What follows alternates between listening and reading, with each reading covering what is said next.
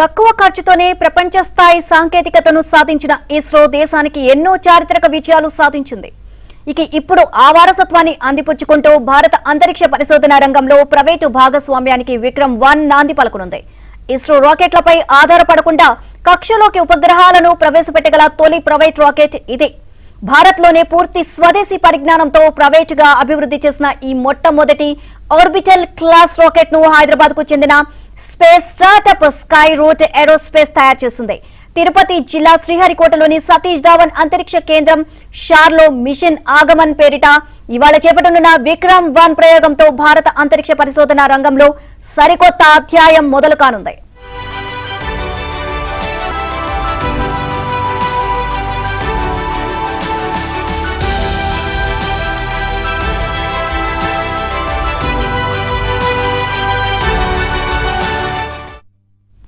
షార్లోని ప్రథమ ప్రయోగ వేదిక నుంచి ఉదయం 11:30 ఈ ప్రయోగం చేపట్టనున్నట్లు స్కై రూట్ ఏరోస్పేస్ సంస్థ ప్రకటించింది.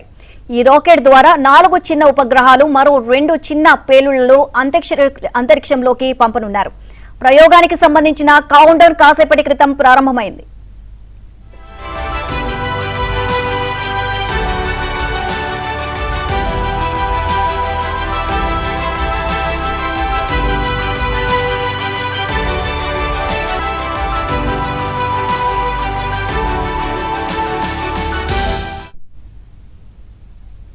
విక్రమ్-1 రాకెట్ 15:46 పూర్తి కానుంది. ప్రయోగాన్ని ఏపీ మంత్రి నారా లోకేష్ ప్రత్యక్షంగా వీక్షించనున్నారు.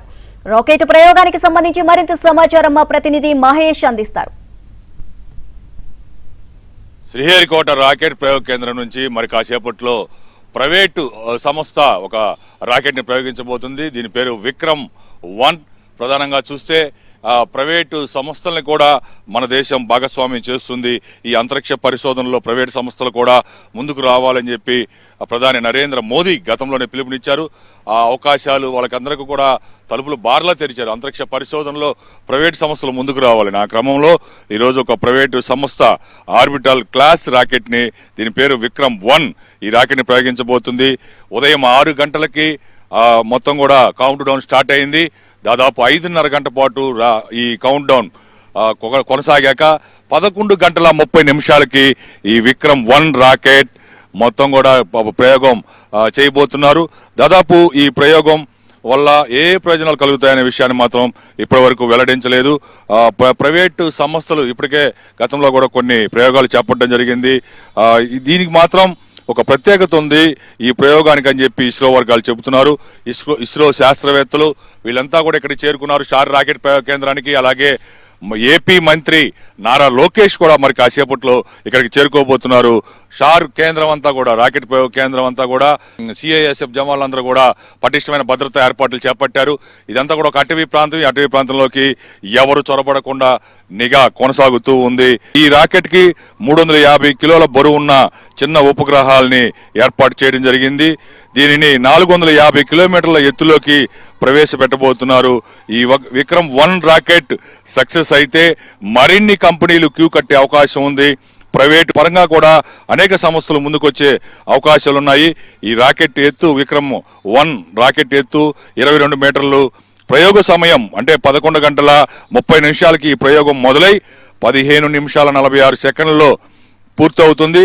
అంటే దాదాపు 11:45 ఈ ప్రయోగం పూర్తయ్యే అవకాశాలు ఉన్నాయి. మొత్తం కూడా ఈ రాకెట్ ప్రయోగం అనేది ఒక సెన్సేషనల్ అని చెప్పి ఇస్రో శాస్త్రవేత్తలు చెబుతున్నారు. ఈ ప్రయోగం సక్సెస్ అయితే రాబోయే రోజుల్లో వాణిజ్యపరమైనటువంటి ప్రయోగాలు ఇంకా ఎక్కువ జరిగే అవకాశాలు ఉన్నాయని ఇస్రో వర్గాలు తెలియజేస్తున్నాయి. ఈ విక్రమ్-1 ఒక ప్రతిష్టాత్మకంగా నిర్వహిస్తున్నామని ఇస్రో వర్గాలు చెబుతూ ఉన్నాయి. ఇది ఇక్కడ పరిస్థితి. Video journalist షాద్కిర్మన్తో Mahesh Babu, ABN Andhra Jyothi, Nellore.